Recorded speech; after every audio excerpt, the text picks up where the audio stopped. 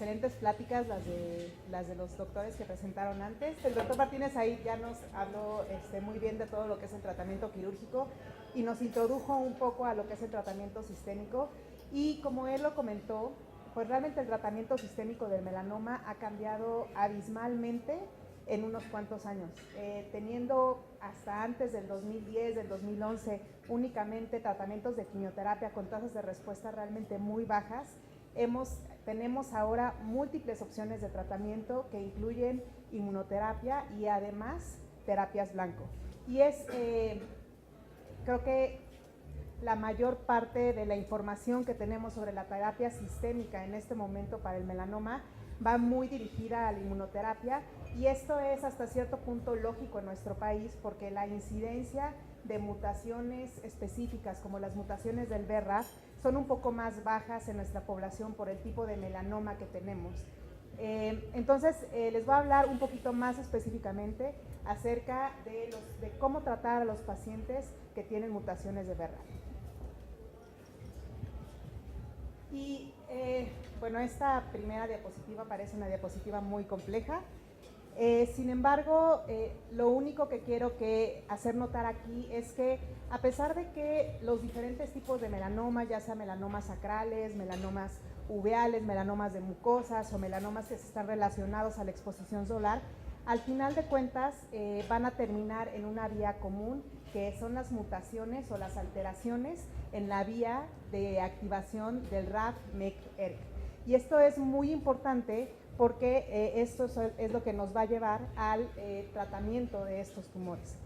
Y de manera clínica sí tenemos muy bien identificado de qué manera estas mutaciones se van a distribuir en los diferentes tipos de melanoma que tenemos.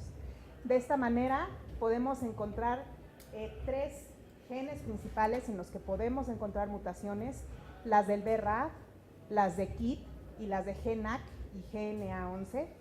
Y estas se van a presentar en diferentes frecuencias de acuerdo a las localizaciones del melanoma. Tenemos, por ejemplo, que los melanomas cutáneos sin una exposición crónica solar van a estar relacionados a la mutación de BRAF y de NRAS, de BRAF específicamente hasta en el 45% de los pacientes.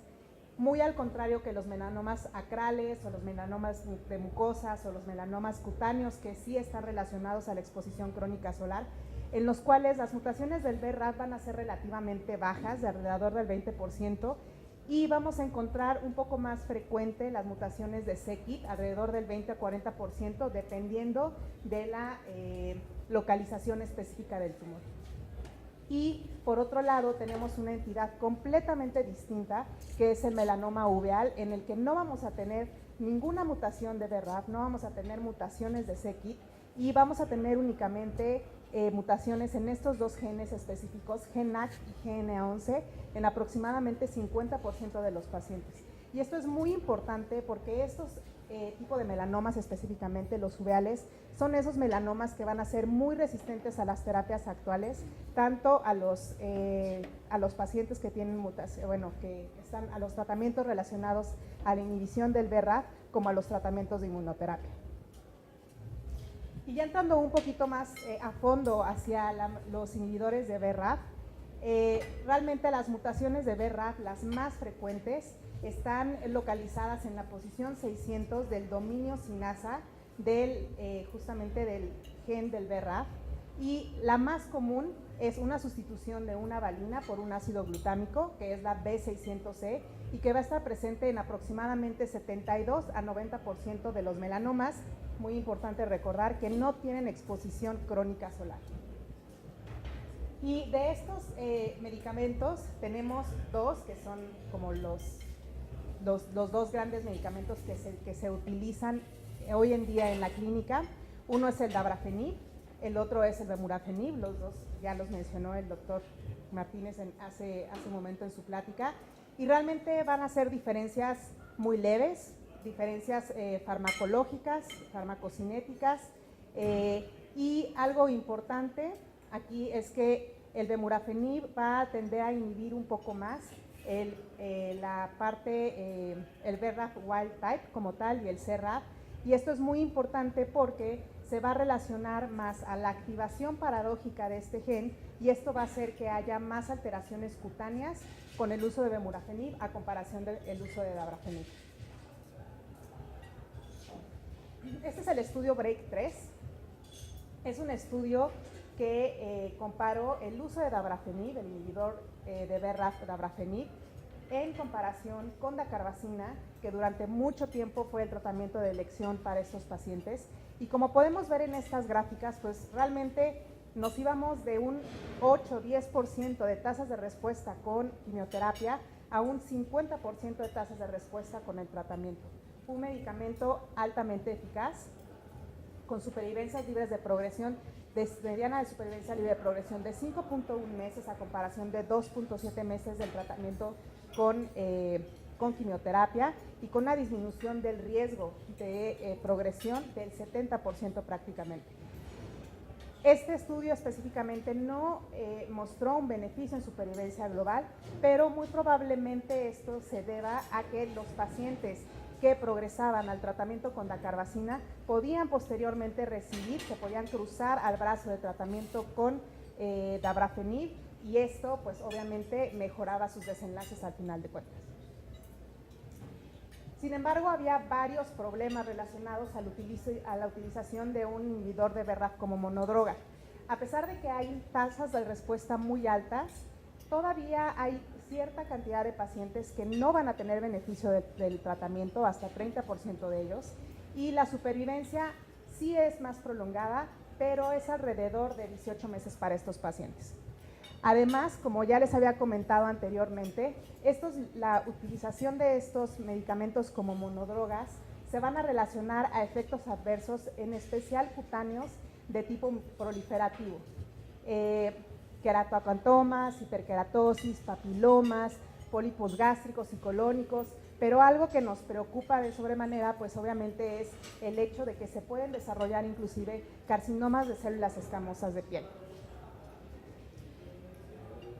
Pero además, no solamente es que haya una resistencia primaria a los tratamientos, sino que eventualmente todos los pacientes que están tratados con estos medicamentos, o la mayor parte de ellos, van a tener una progresión a la enfermedad y van a tener un mecanismo de resistencia adquirida. Entre ellos, pues tenemos las activaciones mutacionales de las diferentes vías relacionadas al BRAF, la sobreexpresión del BRAF mismo o de otras moléculas dentro de la cascada, el splicing alternativo del BRAF, la activación de RAS a través de otras vías y la secreción de factores de crecimiento por el estroma tumoral que van a seguir activando la cascada del BRAF a pesar de estar inhibiéndola directamente. Es por esto, y viendo la cascada que tenemos de BRAF, podemos ver que después de BRAF o BRAF, lo que va a hacer es básicamente activar MEK. Y como vimos en la diapositiva anterior, uno de los mecanismos de resistencia son justamente las mutaciones de MEK, y lo más lógico pues era, si tenemos una mutación en BRAF, una resistencia al inhibidor de BRAF, pues seguramente va a estar relacionado a una activación de MEK y tenemos que bloquear MEK justamente para intentar volver a bloquear la cascada de señalización.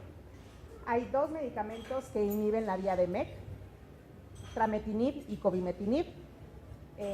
Igual, diferentes características, básicamente farmacocinéticas, y desafortunadamente el medicamento no fue muy exitoso como monodroga en aquellos pacientes que habían progresado a un inhibidor de BRAF.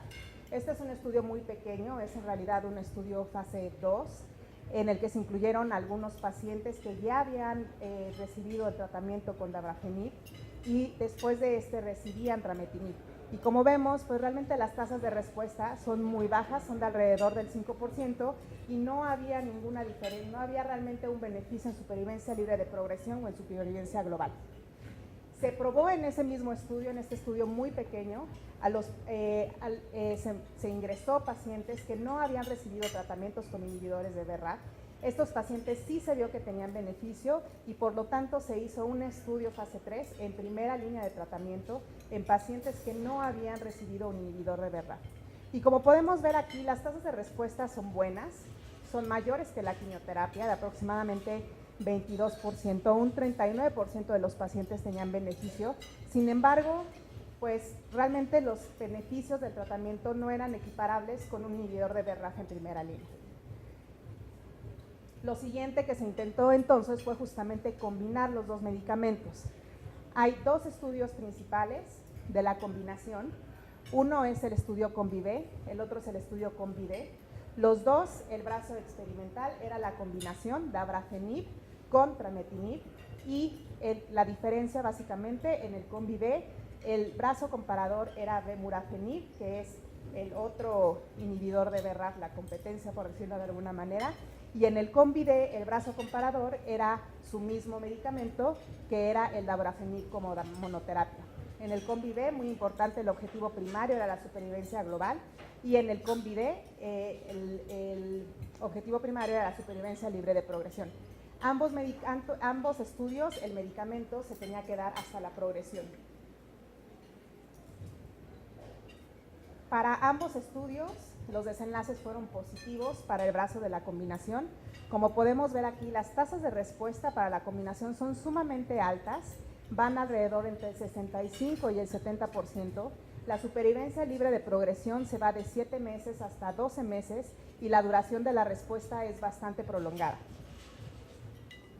Además, en los dos estudios se demostró un beneficio en la supervivencia global y estos son los resultados un poco a más largo plazo, estos son resultados a 3 años, en donde podemos ver que los pacientes tratados con la combinación tienen una tasa de supervivencia a 3 años de alrededor del 45%, lo cual es muy bueno para lo que antes teníamos con melanoma. Toxicidad, bueno, como con todos los medicamentos, como con todos los tratamientos sistémicos podemos encontrar toxicidad, pero es de llamar la atención que no había tanta diferencia en la presencia de eventos adversos. Las diferencias sobre todo eran en la presencia de fiebre, que es un evento adverso que está muy asociado directamente a esta clase de medicamentos. Había también un poco más de toxicidad cardiológica, sobre todo, disminución de la fracción de eyección, por lo que es muy importante en estos pacientes que hay que hacer una buena vigilancia cardiológica también. Sin embargo, algo que no se esperaba es que los pacientes tratados con la combinación tenían muchos menos eventos adversos cutáneos, incluyendo carcinoma de células escamosas, que los pacientes que eran tratados con la monoterapia. Por otro lado, también se hicieron estudios de calidad de vida y como podemos ver aquí, estos son los resultados del EQ50, que es el cuestionario que evalúa todos los factores de calidad de vida generales, y podemos ver que los pacientes que son tratados con la combinación mejoran en su calidad de vida en comparación con los pacientes que utilizan la monodroga. Por otro lado, también tenemos obviamente el estudio fase 3 de vemurafenib con comimetinib, otra combo de inhibidor de BRAF con inhibidor de MEK, y un estudio muy similar al COMBI-D, ¿no? El brazo comparador era el vemurafenib como monodroga y el objetivo primario era la supervivencia global. El estudio cumplió con sus objetivos.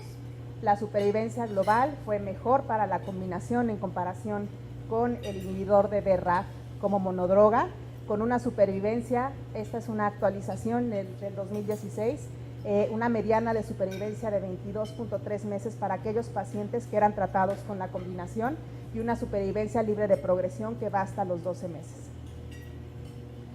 Entonces, hasta ahorita todo parece muy bueno, ¿no? Los pacientes que tienen mutaciones de BRAF se benefician de la combinación y la combinación es un tratamiento de elección para estos pacientes. Sin embargo, pues hay varias preguntas que nos vienen a la mente cuando pensamos en estos medicamentos. Una de ellas, si hay diferencia entre dar una combinación o la otra. Otra muy importante es, teniendo tantos medicamentos que son activos en este tipo de enfermedad, ¿qué es mejor? cuál es la mejor secuencia, dar inmunoterapia primero y después dar una combinación con TKIs, o al contrario, empezar con una combinación de TKIs para seguir con inmunoterapia. La otra es, ¿qué paciente específico se va a beneficiar más del tratamiento? Podemos identificar algún paciente que además de la mutación de BRAF podamos ver que va a tener más beneficio del doble bloqueo. Y además tenemos pacientes con necesidades no satisfechas, como por ejemplo los pacientes con metástasis cerebrales, que sabemos en melanoma hasta el 50% de ellos van a tener enfermedad en sistema nervioso central. Hablando un poquito de qué combinación elegir, realmente no hay una comparación directa ni la va a haber. Ninguno de los dos laboratorios se va a echar la soga al cuello y va a empezar a comparar sus medicamentos.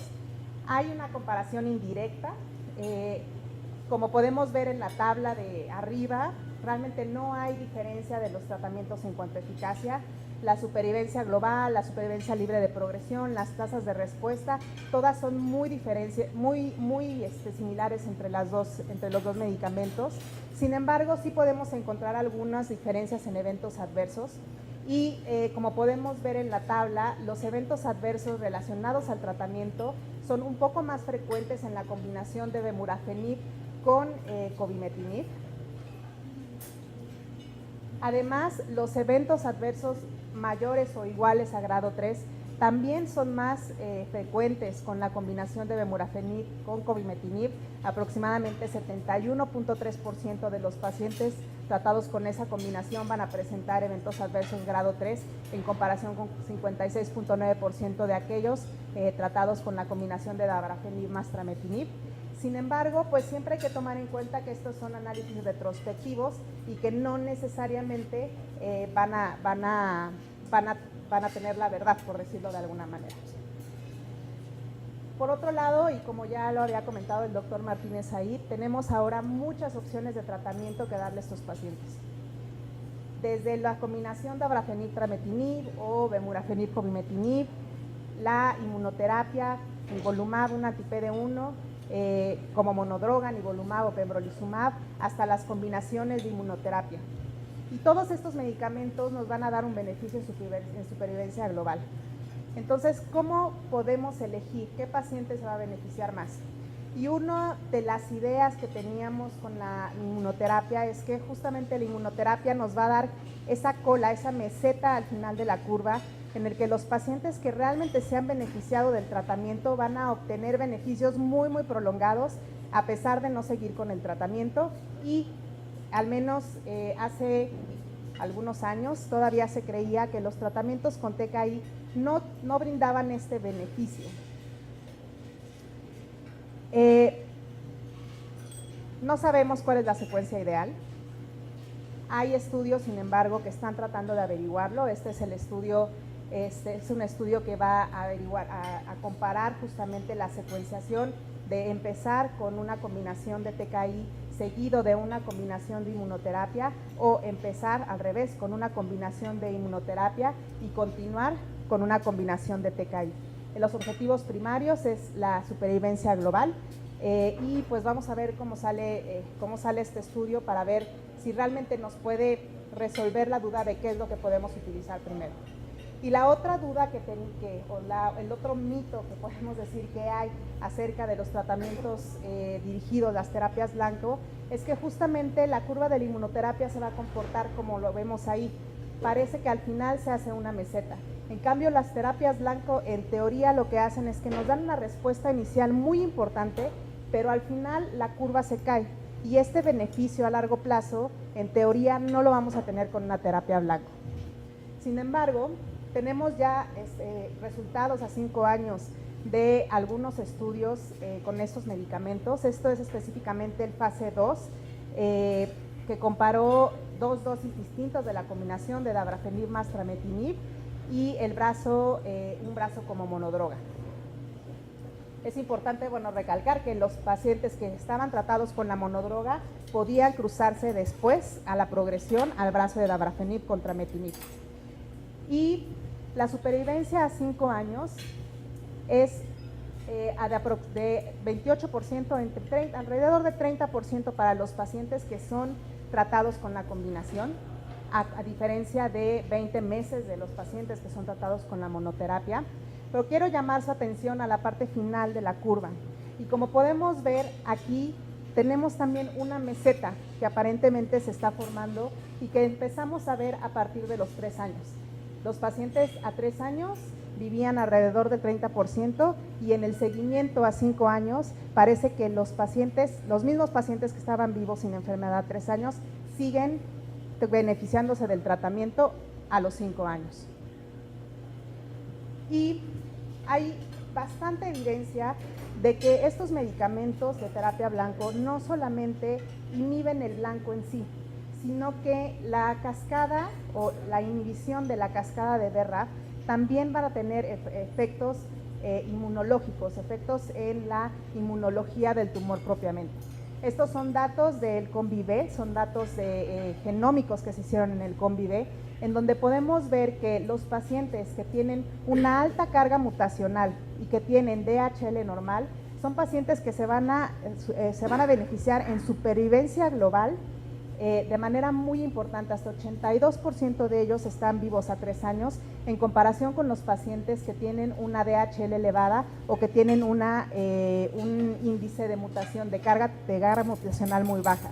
Y esto lo que nos habla indirectamente es que justamente los inhibidores de BRAF lo que van a hacer es que van a estimular la expresión de neoantígenos que, por otro lado, van a estimular la respuesta inmunológica.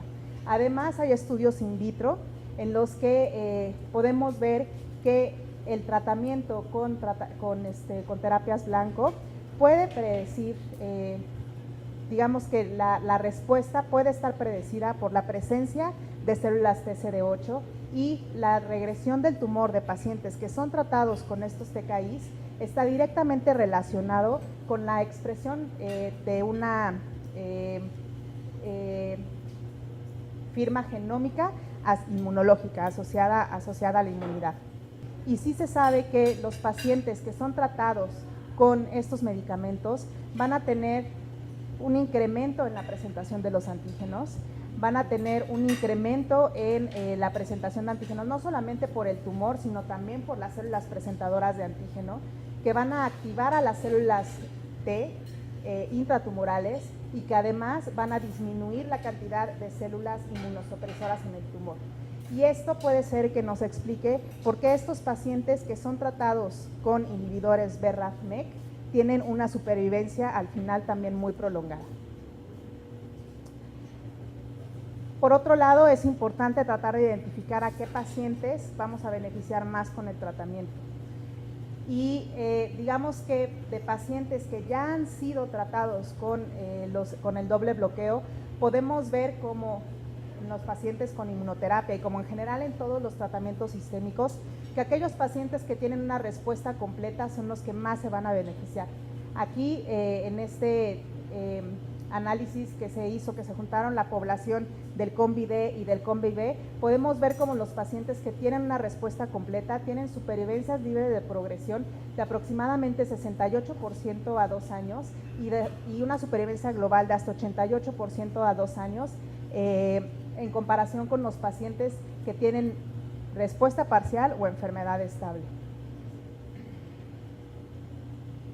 Por otro lado, tenemos a esos pacientes las características que sabemos que el paciente tiene antes de darle el tratamiento y los podemos, digamos que, acumular en ciertos grupos. Y algo muy, muy, muy importante, un factor pronóstico muy importante y básico para melanoma es la elevación de la DHL.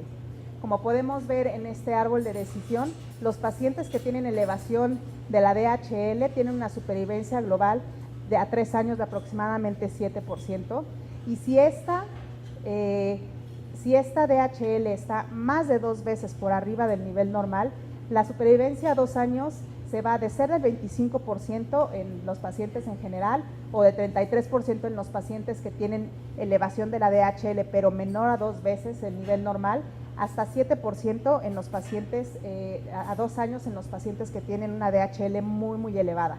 Y esto obviamente también se une a otros factores como tener enfermedad metastásica en más de 3 sitios o en pacientes que tienen estados funcionales bajos. Entonces, esto, es muy claro que tenemos una necesidad no cubierta justamente en estos pacientes, que son pacientes con muy mal pronóstico, con DHLs muy elevadas, con enfermedad metastásica muy diseminada, y evidentemente estos pacientes son los que menos se van a beneficiar de un tratamiento con TKI.